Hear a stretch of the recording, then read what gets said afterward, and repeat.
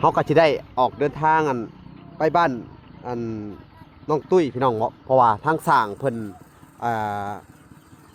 ล่อปูนเพราะว่าไปไปแปลงบันไดใหม่เนาะแล้วก็สิไปเฮ็ดหางลิ้นพี่น้องเอ้ยให้ทางน้องตุ้ยเนาะแล้วก็สิซื้อแผ่นเรียบเนาะเอาไปให้ทางครอบครัวสองเฒ่าตายายพี่น้องเอ้ยเนาะพี่น้องเพิ่นก็จะทอขึ้น3ทอแล้วก็มัดได้ป่ะนี่หูคมยาวพี่น้องเอ้ยเจ้าบ่ตอกออกอันนั้นตอกออกอันนั้นใส่สบายอันนี้มัน8เมตรบ่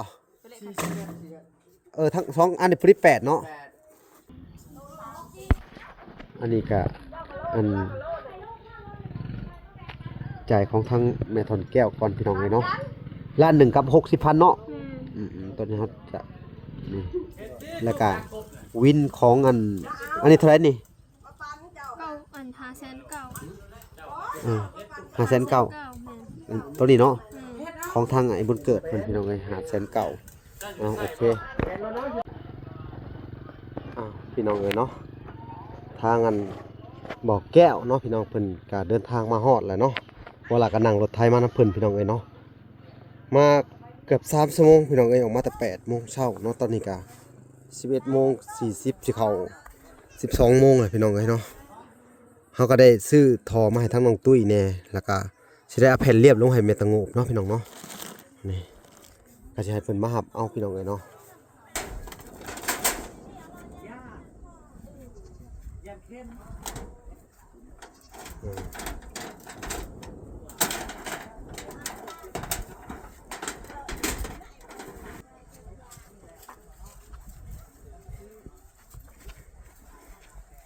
ขอบคุณหลายๆเด้อแม่คันแก้วช่วยลูกหลานให้หังให้มีให้ลำให้รวย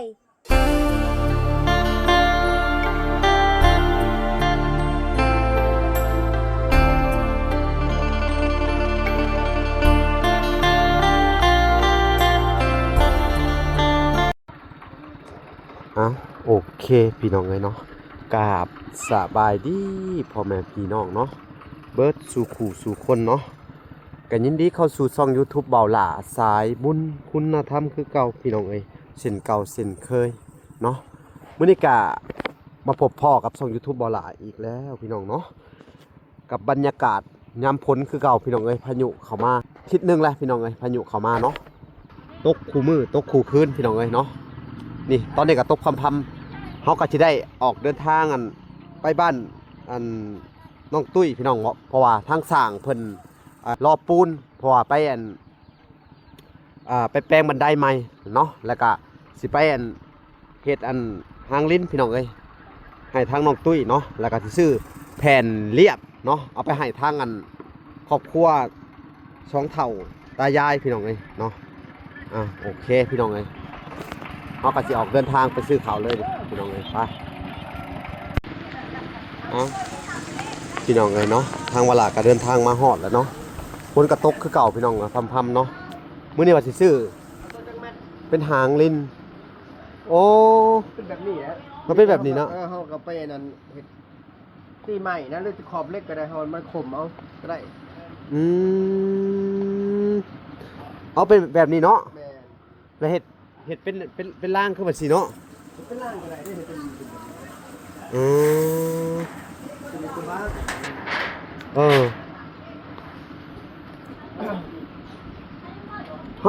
ตัวนี้มันสิเป็นตัวห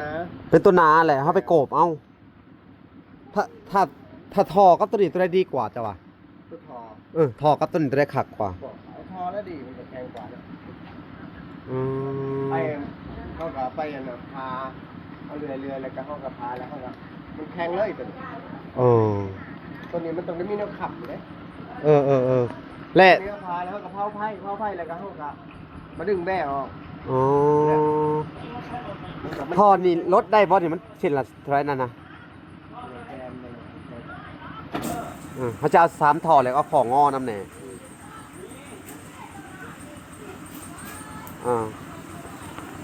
ของงอนำแหน่และเขาจะเอายังเกาะน่ะมีแนวบ่จะมีบ่อนแนวเกาะน่ะกระเบื้องน่ะเกาะอะไรมันสิเกาะได้บ่ บอกนะทำยาเห็ดมันไม่จะปาดอันนี้นะเขาเห็น ปาดแหละแล้วเขาใส่เล็กได้บ่หรือยัง เขาสิผ่าเป็นช่องงั่นแบบนี้นะนี่แล้วเขาก็ดึงหินแล้วเขาก็มาจองเอาเลย อ๋อ จะเอาไปเบิ่งเพื่อนอากาศเด้อ เออ เจ้าเห็ดได้ป่ะ เฮา เขาสิดึงตัวนี้ไม่ยิ่งแล้วก็ยิ่งเลย อ๋อเขาจะเอาถอดแบบกันนี่ แมน โพงแล้วก็เอาตะปูตอกเลย แมน เอาถอดแบบได้เนาะถอดแบบข้างหนึงที่ปาดแล้วเนาะ นั่นแหละ โอ้ได้ซะสิเอาแบบท่านลองเบิ่ง แต่เขาพาช่องเงินมาทีเด้อ เออ พาช่องเงินแบบนี้ โดยแผ่นเรียบมีบ่แผ่นเรียบ ฉันเรียก นี่แผ่นยิบซ้ำน่ะ คิดขับ ขนาดเฮาเอา3ทอแล้วของอน้ำอันหนึงนะของอ ข้อหนึ่ง แล้วก็เอาแผ่นเรียบ ฉันเรียกจักแผ่น 10แผ่น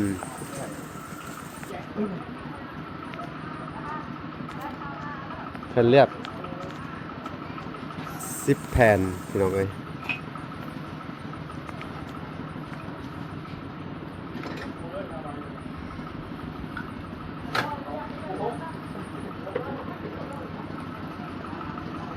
แล้วเฮาก็สิเอาผ้าบัตรอันหนึ่งเด้อมีบ่เฮียอันน่ะเฮียเจ้าเฮ็ดอันเจ้าเอานี่ขึ้นแล้วก็ไล่รวมกันแล้วก็อันน่ะเอาชุดน่ะคือข่อยบอกกันเด้อแล้วก็เขียนบินให้เฮานำแน่แล้วก็ผ้าบัตรอันหนึ่ง จ้า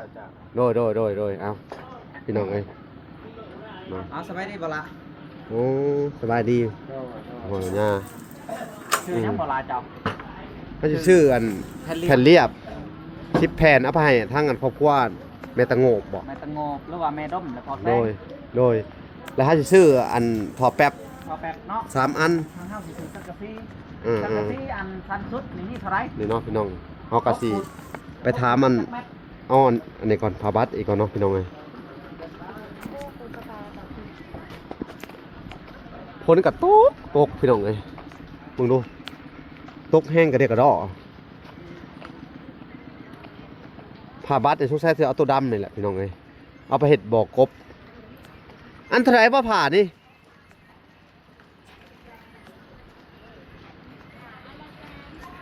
ฮะเท่าไหร่นี่เอาไปรวมกับอันนั้นเด้ออันนั้นน่ะเขียนบินมาเลยก็ได้เอาอันหนึงแม่น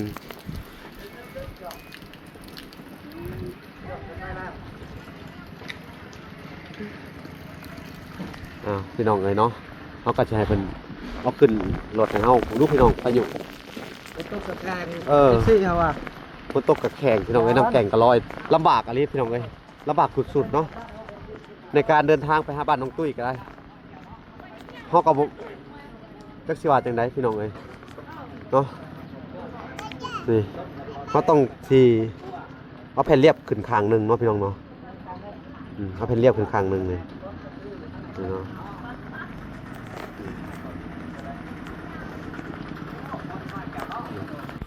พี่น้องเอ้ยเพิ่นก็สิปกให้อย่างดีเลยพี่น้อง อย่ามันเปียกเนาะ เปียกมันง่าย แม่นเลยพี่น้องเอ้ยแล้วเอาปูนนี่ขึ้นมาสอบหนึ่งเด้อ พูดมันเชื่อว่าไม่ได้มันแบบมันเสมออยู่ เอาปูนขึ้นไปสอบหนึ่งมาพี่น้อง สู้ว่าเหมียว แม่นลำบากอะไรพี่น้องเอ้ยเพิ่งดูเข่าก็ต้องห่อไว้ แมน ปูนนี่เขาสิเอาอันนี้ปกเลย เอาปูนขึ้นมาก็ได้ห่อสอบหนึ่งเนาะแต่เขียนบินเลยเด้อเฮียพี่น้องเอ้ย จังซี่ก่อนจังซี่เด้อย่าลืมไปบ่ เอาพี่น้องแล้วก็สิเอาอันปูนแดงน้ำแหน่พี่น้องเอ้ยอันนี้ก็คือจุดประสงค์ของทางอ้ายบุญเกิดเพิ่นเนาะพี่น้องเอ้ยที่ว่าซอยเหลือทางน้องตุ้ยพี่น้องเอ้ยเนาะเพราะว่าสิเฮ็ดอันเอาไปซ่อมบันไดตัวนี้เนาะปูนแล้วก็จะเอาไปเฮ็ดหางลิ้นเนาะแต่ว่าเฮาสิถามเพิ่นเรื่องอันซิลิโคนน้ำแหน่เนาะพี่น้องซิลิโคนอุดหลังคาเนี่ยบ่ฮู้ว่ามันสิมีหรือบ่เนาะเดี๋ยวให้ซื้อเข้าไปเลยให้เพิ่นเบิ่งเกิดจะให้เพิ่นขึ้นไปแปลงหลังคาให้เลยเนาะก็เป็นได้เนาะพี่น้องเอ้ยเฮาก็ยังบ่แน่ใจว่าหลังคามันหัวไปได้เนาะ ให้แน่เหยอากาศนั่น อันน่ะเฮียซิลิโคนมีบ่ อยู่คนเมื่อทำลูก ถ้ามันมีเฮาก็สิซื้อเข้าไปเลยนะ เพราะว่าอันเห็นบ่สัญญาเพิ่นไปถ่ายพี่น้องเอ้ยเมื่อวานนี่ก็ว่าเห็นบ่มันหัวเนาะเขาก็สิให้ทางสร้างมันขึ้นไปแป้งให้เนาะพี่น้องเอ้ยแล้วก็สิให้มันเขียนบินลงไปบ่ฮู้ว่ามันสิตกเท่าไรก็ยังบ่ฮู้เนาะพี่น้องเดี๋ยวเฮาสิไปจ่ายค่าของก่อนพี่น้องเอ้ย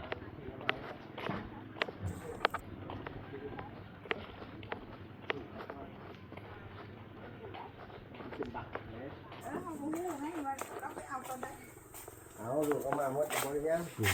พี่น้องเอ้ย ตัวใส่ดิบิ๊กเอามันไปใส่นะ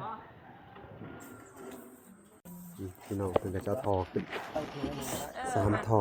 แล้วก็มัดได้บัดนี้หูคมยาวพี่น้องเอ้ย เจ้าบ่ตอกออกอันนั้นตอกออกอันนั้นใส่สบาย อันนี้มัน8เม็ดบ่ทั้งสองอันนี้พอดี8เนาะพี่น้องเอ้ย ตะวันถอกออกอีเดียออกจริง 8เม็ด อย่าให้ดักยังไงก็ได้ 3ทอ จะสองบ่ เพราะว่าเฮือนมัน8เม็ดแต่ว่าอันนั้นมัน8เม็ดอันนั้นน่ะความกว้างของเฮือนแต่ว่าโครงหลังคามันย่อยออกเนาะมันมีแต่ทอยาวเลยบ่สั่นบ่มีบ่อ๋อสิเอาว่าจังได๋ล่ะพี่น้องบาดนี้ก็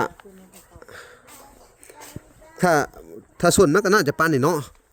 สองข้างครับมันก็ต้องเหลือบ่เป็นหยังก็สิเฮ็ดหางลิ้นลงมาเลยเอามาอีกทอหนึงแม่นแหละแล้วคอต่อเสียดหางลิ้นถอลงมาเลยเนาะแม่นแหละพี่น้องเอ้ยและคอต่อเด้ของงอเด้ออันหนึง แล้วโทษบัตรมันเดียวจะบ่ลงจะบ่ออน และอันเฮ็ดนี่เฮาปาดตัวนี้แหละล้นไผอ้อมเอาเกี่ยวเอาเนาะตอกใส่ทั้งที ก็ได้มันอ่อนอยู่แล้ว ได้เดี๋ยวเฮาสิบอกสั่ง จะ เอง ผ่าที่สร้างเฮ็ดได้นะ สั่งเฮ็ดได้เนาะ มันเป็นดูกช่องอันซ้ำนี่นี่ โดย และ เขาปาดช่องอันเข้าหินเจียดิ ปาดให้เป็นดูกเนาะ ปาดแล้วบัดนี้แล้วเขาสิมาคดตัวนี้มาใส่โค้งหลังคาคือสินี่ โอ้ ก็ตอกชี้เส้นนี้ แล้วเขาก็โค้งไปแล้วก็จงไปแล้วก็ชี้ทาง โอ้แม่น เรียบร้อยบ่ได้มันบ่นอนบ่ยังซับ คักเลยซะเนาะเอาโอเคฮู้วิธี เข้าใจ แม่นเดี๋ยวเฮาสิอธิบายให้เพิ่นฟังเองเนาะพี่น้องเอ้ย เพ เนาะ ราะว่าคันเฮาสิเอาตัวอื่นมาเฮ็ดบ่ได้มันต้อง ท็อป8อย่างเดียวเนาะเอาโอเคเดี๋ยวเวลาก็สิได้อันไปจ่ายค่าเครื่องของก่อนพี่น้องเอ้ยเนาะ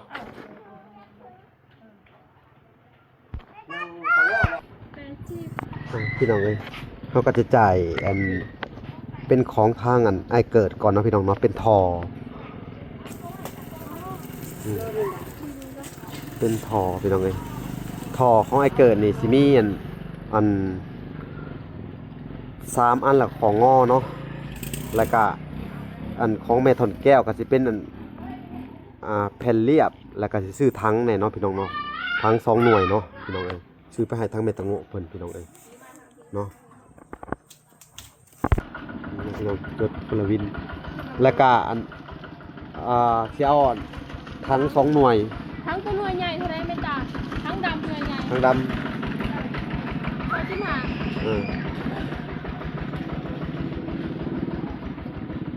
ทั้งดำ2หน่วยอันนี้ก็คือสิไปมอบให้ทางครอบครัวเมตตะโงะเนาะพี่น้องเนาะอันนี้ก็เป็นจุดประสงค์ของทางอันแม่ถอนแก้วเพิ่นพี่น้องเอ้ยเนาะก็แล้วก็โดยเอา2หน่วย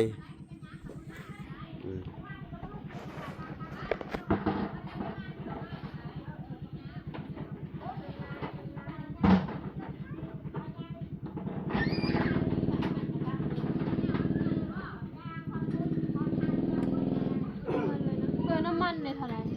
น้ำมันแสนซาวเขียนใส่รถบ่เขียนใส่บินนี่เขียนใส่บินนี่เพราะว่าต้องเติมน้ำมันให้ทั้งเบาแก้วน้ำแน่พี่น้องเลยเนาะเพราะว่ามันลำบากแห้งเลย15กิโลพี่น้องเลยทางกับบ้านน้องตุ้ยเนาะไหลเลยไหลบินนี่ก่อนก็ได้ให้จ่ายบินนี่ก็สิเป็นของทางแม่ถอนแก้วพี่น้องเลยเนาะ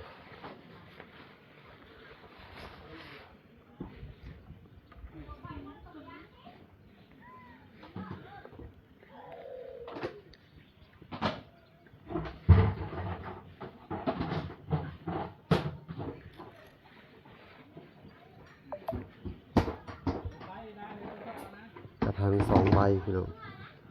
เขาสิไปให้เมตาโงบเพิ่น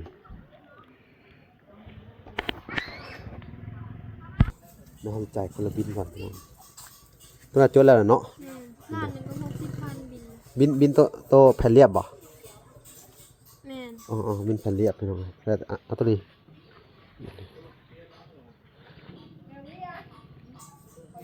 ล้านหนึ่งกับ60,000พี่น้องเอ้ยเนาะ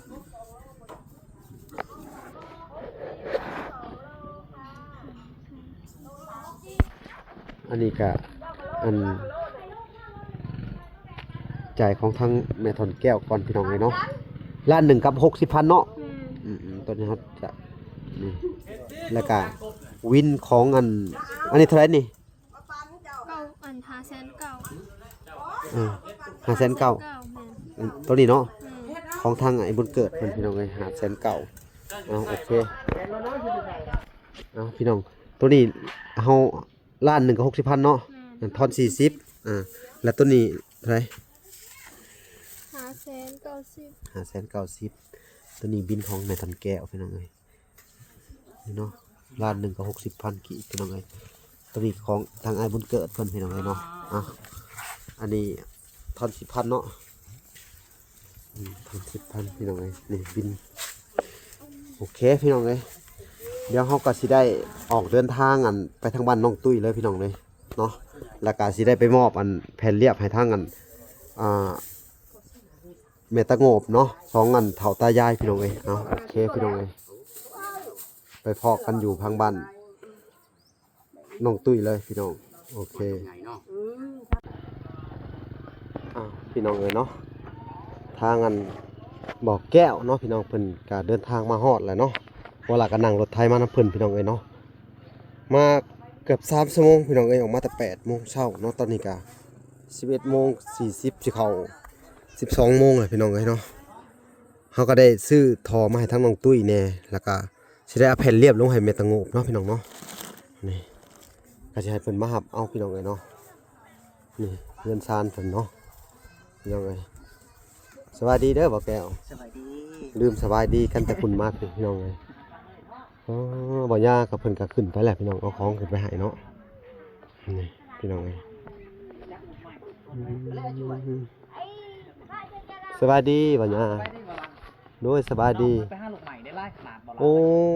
โดยพี่น้องเลยเขาก็สิให้เพิ่นมาห้ามเอาเครื่องของไปใช้แหละพอเพิ่นไปใช้ พอได้สั่ง เป็นไข้ เป็นใครยังบ่ดีอยู่ได้บ่ล่ะ โดยพี่สบายดีก่อน มาดีลูกเอ้ย สบายดีเอาเสียแต่ละระบาดนี่พี่น้องเอ้ยเพราะว่าเฮาสิให้เพิ่นเอาแผ่นเรียบลงมาเนาะเอาลงจากรถพี่น้องเอ้ยเนาะทางพ่อใหญ่นะเพิ่นก็เป็นไข้พี่น้องเอ้ยเนาะเอาสบายดีไข่หมู สบายดี อันน่ะไปเอาถังไปเพราะว่าทางเวลาซื้อถังแล้วก็แผ่นเรียบเนาะพี่น้องเนาะมาให้เพิ่นเนาะ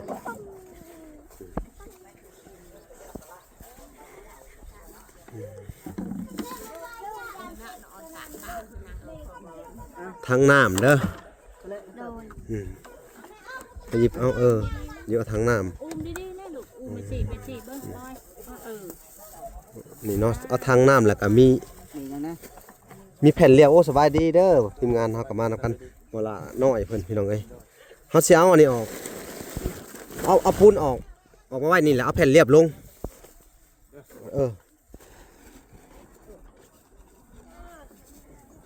มาละให้อุ้มได้มั้ย เอาแผ่นเรียบลงพี่น้องเอ้ยเอานี่ลงก่อนได้บ่เอาลงก่อนไอ้แก้ว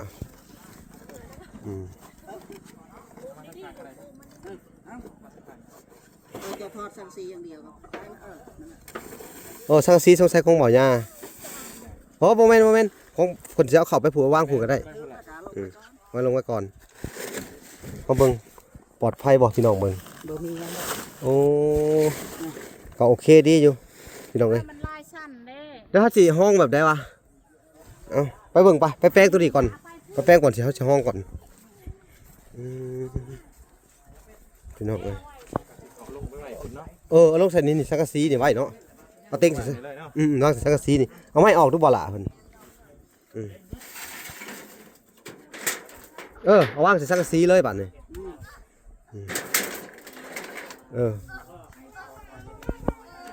นี่พี่น้องเอ้ย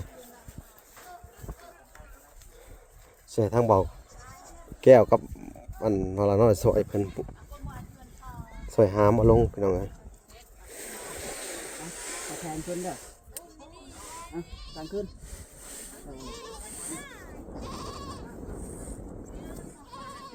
โอ้มันก็มาฮอดอยู่โอเคพี่น้องเอ้ยเนาะ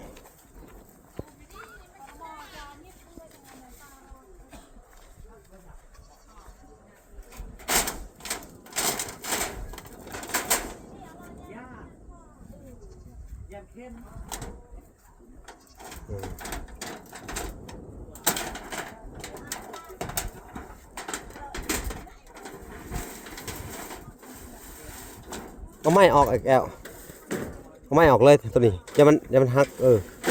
ออกเลยบ่เป็นหยังดอกทำมันเรียบๆไปทีละ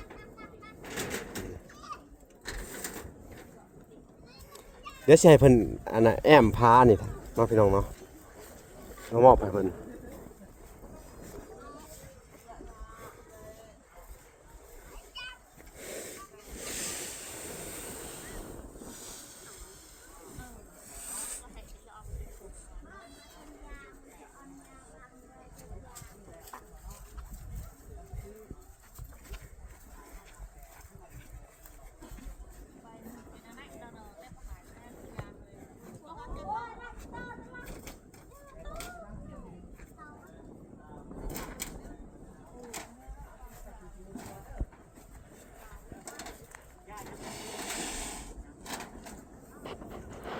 นี่นะพี่น้องเนาะ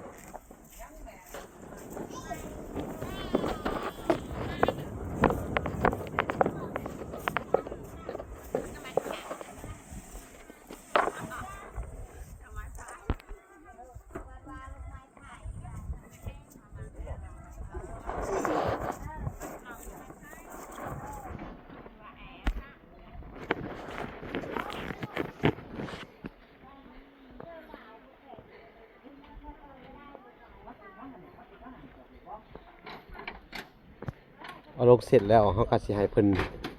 ขอบบุญขอบคุณทางอันแม่ทอนแก้วเพิ่นพี่น้องเอ้ยเนาะแล้วก็บ่ล่ะก็สิได้เดินทางเข้าไปหาบ้านน้องตุ้ยไปมอบอันนี้ก่อนพี่น้องเอ้ยให้สร้างเพิ่นเฮ็ดต่อเลยเนาะถอแป๊บอันนั้นเฮ็ดหางลิ้นพี่น้องเอ้ยแล้วก็ปูนเนาะแป้งขันบันไดพี่น้องเอ้ยเนาะนี่แหละพี่น้องเอ้ย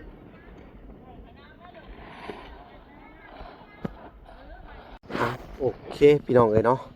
หลังจากที่เบาลาเนาะได้เอาอันแผ่นเรียบเนาะลงให้เพิ่นแล้วเนาะแล้วก็สิได้ขึ้นไปถึงเฮือนเพิ่นพี่น้องเอ้ยขึ้นไปเยี่ยมไปยามเพิ่นเนาะพี่น้องแล้วก็ทั้งเนาะพี่น้องได้มอบให้เพิ่นแล้วพี่น้องเอ้ยนี่ตกตัวนี้ออนไลน์นี่เป็นจังไดอยู่ดีมีแห้งบ่ โดยอยู่ดีไม่แห้ง บ่ได้มาหลายมื้อพี่น้องเอ้ยเพิ่นตกเกือบอาทิตย์หนึงพี่น้องเอ้ย โดย เนาะ เป็นยังเรา เป็นจังไดอันโหดผัวเจ้าเด้ผัว เป็นใคร ผัวเป็นไข้ โดย บ้านอันนี้เป็นไข้หลายเนาะ โดย ทั้งแม่เฒ่าน้องตุ้ยพี่น้องเอ้ยทั้งอันของคนน้องตุ้ยก็เป็นเนาะเป็นไข้อันเดียวกันเนาะ โดย เป็นไข้อันนี้หรอ โดย พี่น้อง ใคร เอ้ย กับเป็นกันยังบ่มาแหง น้องไข่มุกเด้อซะ เป็นหมด เป็นเบิดเลย โดย โอ้กินยาแล้วบ่ โด ปวด ยกิน อ๋ แล้ว อไข้แน่แหละเนาะ โดย อืม ไม่ได้คอยนี่แหละคันดมอยู่หน่อย ตายรถคอยนี่ เป็นอะไร ยังบ่ทันหายมันนี่แต่โรคแฮก เป็นอะไรหมอผมเห็นจะเป็นอย่างนี้ เจ็บหัวน่ะ เป็นหัวเจ็บหัว เออ พากันซื้อยาอะไรบ่หรืออะไร ได้ยาเพิ่นซื้อให้ โอ้บอกสัญญาเนาะ โดย โอ้เพิ่นได้ยาแล้วพี่น้องเอ้ยเนาะเขาบ่เป็นหยังดอกพี่น้อง โด เอ้ย ย บอกสัญญาเพิ่นซื้อให้ ยัง แล้ว มาแหงมันนั่น ฮะ กินข้าวก็ บ่แซ่บ บ่แซ่บ อืม กินน้ำก็บ่แซ่บนะ โดยไข่มุกเด้อซะ ไปลอยๆลูกอ่ะ ไข่มุกเด้ ไข่หมก บ่อ๋อบ่ได้เป็นไข่นะบ่ได้กินข้าว โดย พี่น้องเอ้ย เนาะอันคือว่ามื้อนี้ก็มาเยี่ยมมายามอันเอาแผ่นเรียบมาให้เด้อ โดย ไปเฮาสิแนะนำ ไป ไปลงไปข้างล่างเฮาสิแนะนำอันเพราะว่าแผ่นเรียบนี่เพิ่นซื้อมาให้นี่แผ่นเรียบเด้อมานี่มานี่อันน่ะเอาไผหญ้าออกปึ๊บแล้วไม้ตัวนั้นตีคานแล้วเอาแผ่นเรียบตัวที่เฮาซื้อมาละอัดเด้อ โดย หาชาวบ้านเพิ่นมาเฮ็ดแล้วก็ โดย เอาตัวนี้ออกแล้วก็เอาแผ่นเรียบอัดนี่ โดย เนาะเงินชานเด้อแล้วก็ใส่ข้างนั้นแน่น่ะดิ โดย ใส่ข้างนั้นน่ะเด้อ โดย มันมี10แผ่นเด้อแผ่นเรียบเด้อ โดย อันนี้ก็เป็นจุดประสงค์ของทางอัน โดย แม่ทนแก้วเด้อ โดย ผู้ที่อุปถัมภ์ค้ำสู้เจ้าเด้อ โดย เพิ่นก็สงสารและเอ็นดูเมตตาทุนเจ้าเด้อ โดย เพิ่นก็อยู่ทางอันเมืองนอกเมืองนาพุ่นแหละเด้อ โดย เนาะเพิ่นก็ได้ซื้อถังให้2ถังเด้อ โดย ถังนี่มีถังเดียวนี่แม่นบ่ โดย เฮาก็เลยซื้อมาให้อีกเป็น2ถังเนาะ โดย ดีใจอยู่บ่ ดีใจแล้วลูกบ่มี โดย บ่มีลูกอืม ทุกอย่างลูกโดย เฮ็ดได้ ไปได้ไข่มุกเด้ โดยดีใจ เนาะดีใจเนาะ โดย สู้ๆเด้อ โดย บ่ต้องอันนั้นหรอกบ่ต้องอุกต้องอังดอกเนาะ โดย เป็นอะไรเนี่ยนี่หาอันบ่ได้ไปหาอยู่หากินบ่ บ่ บ่สบายนี่เนาะ โดย บ่สบายกันเป็นเบิดครอบครัวเลยพี่น้ แล้ อง วไปหานี่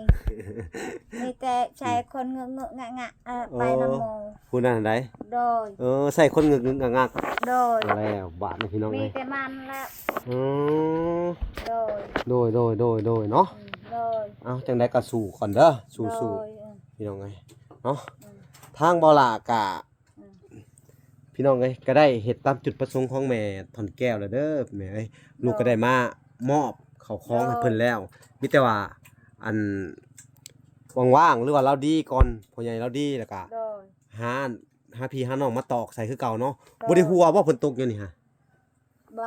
บ่ได้หัวปานใดนะหรือว่าหัวอยู่ บ่ได้ฮู้ว่าลูกบ่ได้หัวเนาะ โดย อือดีขึ้นกว่าเก่าเลยแม่นบ่ ลูกดีใจแล้วอันนี้ ดีใจเนาะ โดย มึงพี่น้องเอ้ยเฮือนซานก็สิประมาณนี้แหละเนาะ โดย แต่ยังบ่ได้เข้าไปเยี่ยมยามมันพ่อใหญ่ก่อนเป็นจังได๋พี่น้องเอ้ยสิเข้าไปอีกนิดนึงเนาะ โดย เอากะบ่มีหยังหลายเนาะพี่น้องทางเวลากับพาวแห้งอะลิสิพาวเขาไปหาทางอ่าบ้านน้องตุ้ยพี่น้องเอ้ยสิพาวเขาไปพูดคุยกับสร้างเบิ่งหาวิธีแก้เกี่ยวกับอันเรือนซ่านของอันทางน้องตุ้ยอยู่พี่น้องเอ้ยทางสร้างเพิ่นก็เฮ็ดผิดพลาดหลายเนาะพี่น้องเนาะ โดย แล้วก็อยากให้เพิ่นแก้ให้เนาะเพราะ โดย ว่า FC เพิ่นก็เม้นเข้ามาหลายว่าสร้างแท้หรือสร้างปลอมอีหยังก็หลายอย่างอยู่พี่น้องเอ้ยขอโทษขออภัยนํเนาะทางเวลาแล้วก็ทางทีมงานเลยทางว่าพรเนาะพี่น้องก็เข้ามายากพวกอาทิตย์หนึงเนาะ แม่ว่าฝนตกอะไรล้อพี่น้องเอ้ยตกเข้ามายากแล้วก็บ่ค่อยมีเวลาสิมาเบิ่งแย่งน้ำมันสร้างเพิ่นก็เฮ็ดไปตามอำเภอใจก็โอ้ยก็ต้องขอโทษขออภัยนํเนาะผู้ใหญ่ใจดีขอโทษขออภัยนํผู้ที่เพิ่นสนับสนุนหรือว่าช่วยเหลืออันครอบครัวน้องตุ้ยแต่ทั้งอันทีมงานบ่ละก็สิพยายามให้สร้างเพิ่นเฮ็ดให้มันเป็นระเบียบเรียบร้อยคือเก่าพี่น้องเอ้ยจังได๋ก็อันขอบคุณFC ทุกคนแหละค่ะ FC ทุกท่านที่ติชมมาเนาะในเฮือนน้องตุ้ยพี่น้องเอ้ยทางวลาก็สินำไปปรับปรุงเลยนำไปบอกสร้างเพิ่นให้ปรับปรุงใหม่อีกทีนึงเนาะโอเคก็สิให้เจ้าขอบบุญขอบคุณทางแม่ทอนแก้วเด้อที่ผู้ที่ช่วยซื้อแผ่นเรียบซื้อถังให้เจ้าขอบคุณหลายๆเด้อแม่คันแก้วช่วยลูกหลานให้หังให้มีให้ร่ำให้รวย สาธุเนาะให้อายุมันคนยืนพี่น้องเอ้ยเนาะเพิ่นก็สิขอบบุญขอบคุณบ่เก่งปานใดพี่น้องเอ้ยเนาะก็ขอโทษขออภัยนำเนาะแต่ว่านี่แหละพี่น้องเอ้ยทางครอบครัวเพิ่นก็เดี๋ยวเฮาสิเข้าไปเบิ่งทางลุงเพิ่นก่อนเนาะหรือว่าพ่อใหญ่เพิ่นโอ้ชวนกินตำบักหุ่งพี่น้องเอ้ยโอ้สบายดีเด้ออุ้ยพี่น้องเฮือนลั่นเป็นจังไดป่วยหนักเลยบาดนี่เนาะ เจ็บหมดอันนี้ เจ็บเบิดกระต้นโต เจ็บหมดลูกว่า เป็นไข่เนาะ ไข่เขาบ่ขึ้นยา เขาก็บ่ขึ้นยาก ลูกว่า เอ้าขอให้หายไวเด้อสู้ๆเด้อบ่สัญญาเพิ่นก็ได้ซื้อยาให้แล้วมอบเงินซื้อยาให้แล้วเนาะเอ้าโอเคทางเวลาก็สิได้เดินทางเข้าไปทางบ้านน้องตุ้ยก่อนเด้อ เอา บ่เป็นหยังก็ขอให้หายไวๆเด้อหายเจ็บหายไข้หายพยานโรคาเด้อหายแล้วก็นี่แหละคือเว้าเฮาก็ซื้อแผ่นเรียบมาให้เจ้าเด้อแล้วก็ซื้อถังมาให้เจ้าเด้อโดยเอาโอเคพี่น้องเอ้ยเนาะทั้งเวลาก็สิได้ขอตัวลำลาอันไปก่อนพี่น้องเอ้ยสิได้ไปพบพ่อกันอยู่คลิปหน้าอยู่ที่บ้านน้องตุ้ยเด้อเฮาก็สิไปก่อนเด้ออันน่ะเด้อแม่เด้อเอา โดย คลิปนี้ก็บ่มีหยังหลายพี่น้องก็สิได้ลำลาไปก่อนเอาขอกล่าวคำว่าสบายดีและสวัสดีเด้อพี่น้องเอ้ยพอกันใหม่บ๊ายบาย